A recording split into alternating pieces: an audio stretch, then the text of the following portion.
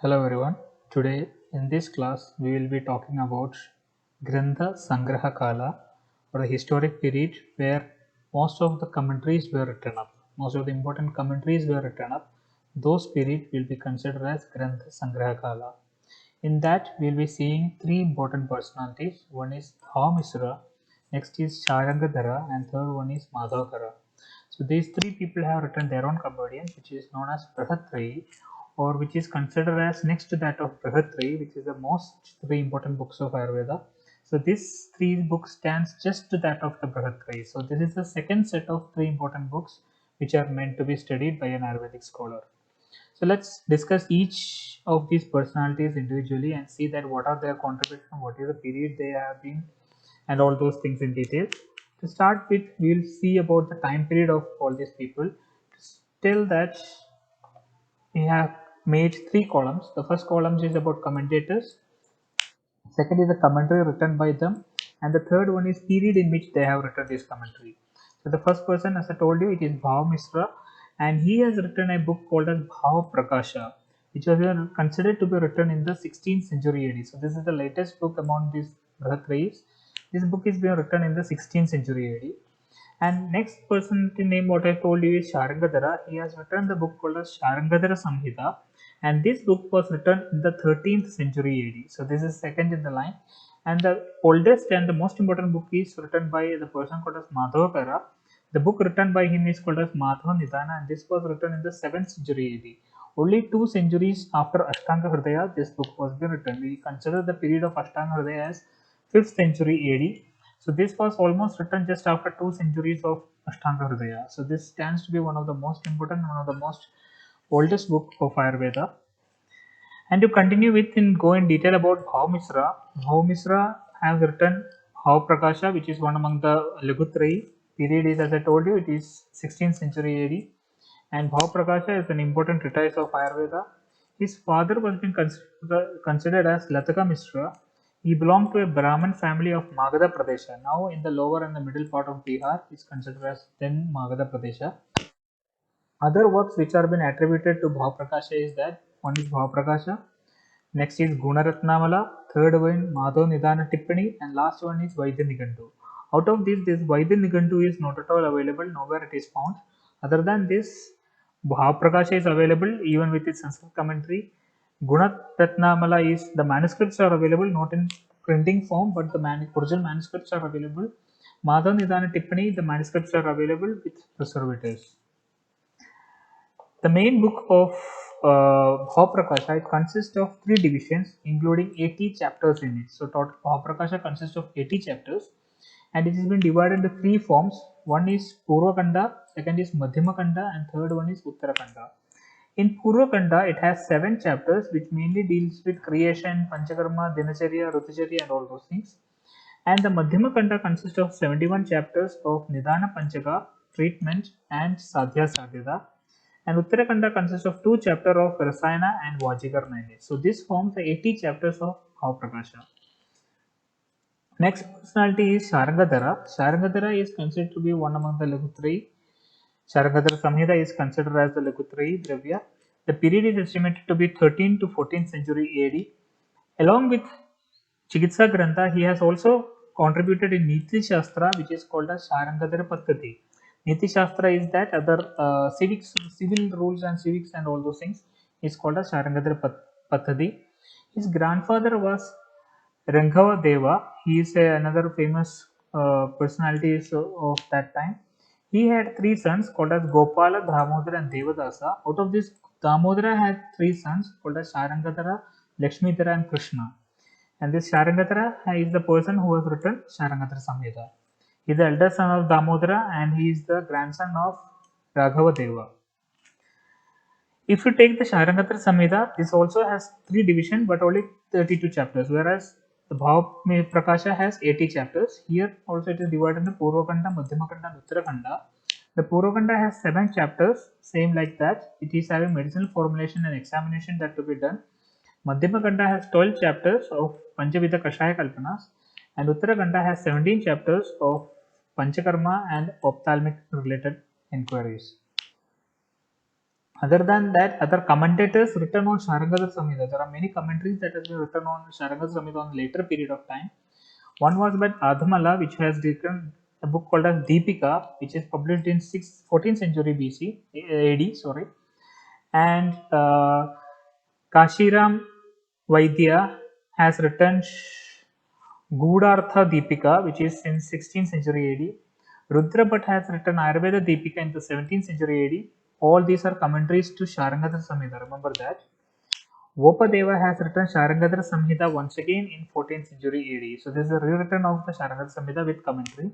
So these are considered the famous commentary Deepika, Gudhartha Deepika, Ayurveda Deepika and Sharangadhar Samhita, which is written in different period of 14th century, 16th century, 17th century and again once again in 14th century. Now let's come to the third personality called as Madhavakara. Madhavakara is oldest among all these people. He has lived during the 7th century AD in a place called as Vangadesha. So the word Khara represents Bengal region. That is why Madhavakara the word is. Otherwise his name is Madhava. Okay. He is the son of Indukara and author of Roga Vinishchaya, popularly known as Madhav Nidana. So Roga Vinishchaya and Madhav Nidana are the same book with different names. But to go in detail about this person of Madhavnidana, Madhakara is the son of Indukara, was born in 7th century AD in Vanga Pradesha. He wrote a popular book known as Roga Vinishchaya or Madhavnidana, a compilation work of Roga by the addition of new style of arrangement of diseases gave him the popularity as Nidane Madhavam Sreshta. So we generally says that we have different concepts like we have Sutrasthane to Vagbhatam, Chikitsatu to Charakam, like that Nidane Madhavam Sreshtam. If you want to diagnose a disease, then the best book to learn diagnosis is from Madhava Nidana. Okay, that is why Nidane Madhavam Sreshtam name has been come.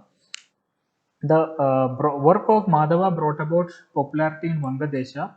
Authors of next generation followed Madhava Nidana as authentic text for Nidana. Whoever has written any book after this 7th century has always given their proper salutation to Madhava and quoted his work as the most authenticated book of Nidana or the pathogenesis.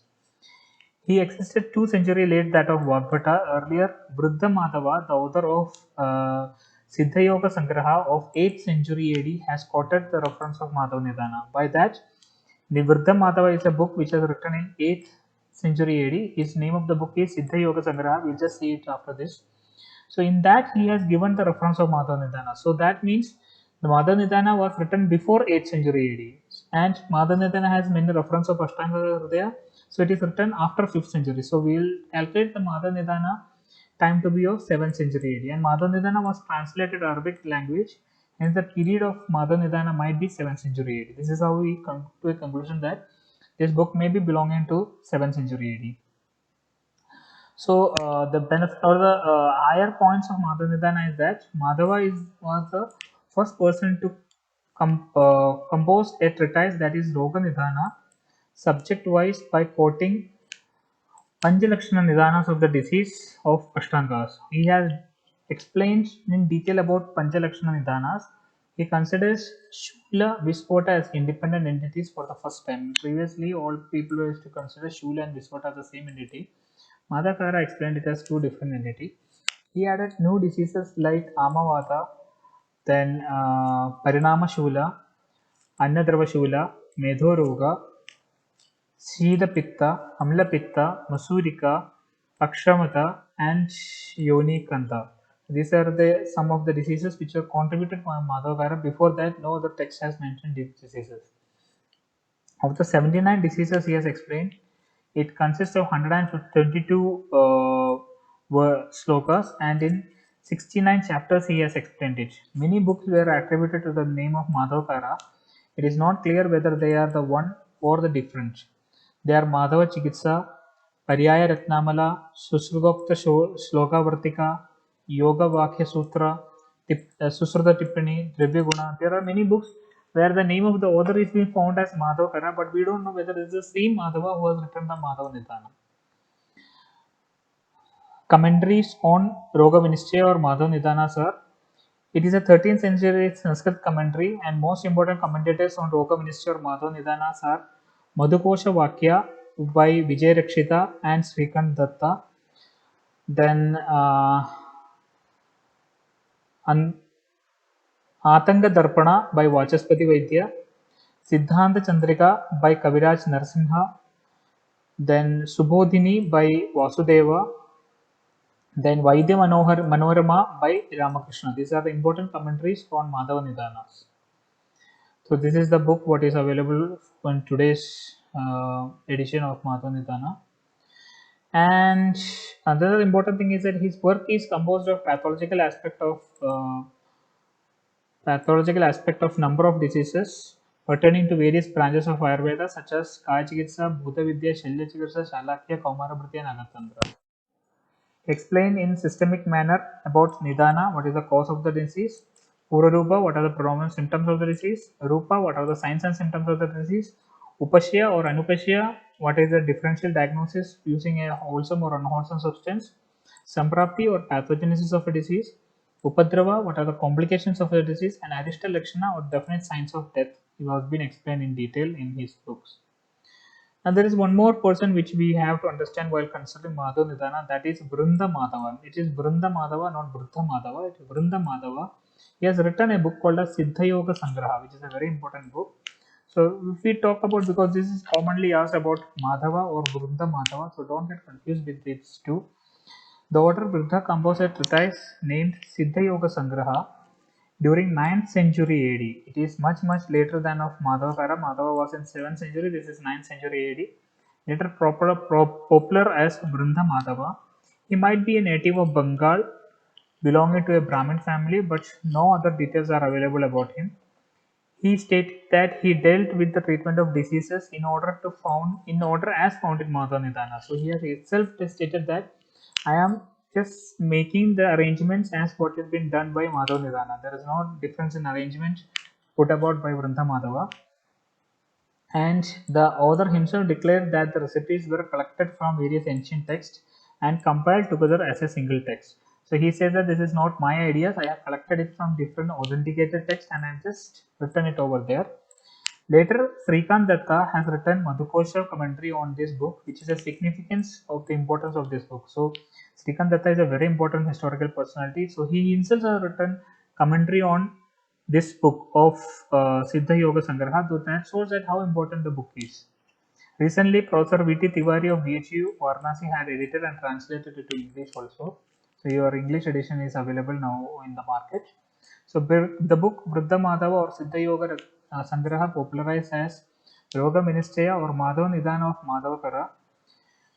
At present, Vriddha Madhava or Siddha Yoga Sangraha is available completely as a print by Ananda Ashrama Granthamala, Pune, along with the Kusumavali commentary of Srikant Datta. So the commentary written on Vriddha Madhava's book is Kusumavali commentary. The book composed a poetic form or total verses of 3700 explained in 82 chapters. Chapter 1 to 68 contain general diseases. 69 and 70 contains Rasana and Vajikarma. 71 and 79 contain Purva Karma and Paschat Karma. 80th chapter talks about Arishta Lakshana. 81st chapter is about Pathya Ahara. 82nd chapter is about miscellaneous subjects or other concepts. In brief, it is include description about diseases like Madhava Nidana, description of Panchavidha Kashaya, Vaishajya Kalpana, Panchakarma, procedures, Shara Karma, Agni Karma, then Rakta Mokshana procedures. With the above mentioned features, Siddha Yoga Sangraha became the most popular short period of time, and great scholars like Brahman Deva, Srikant Datta wrote commentary on it.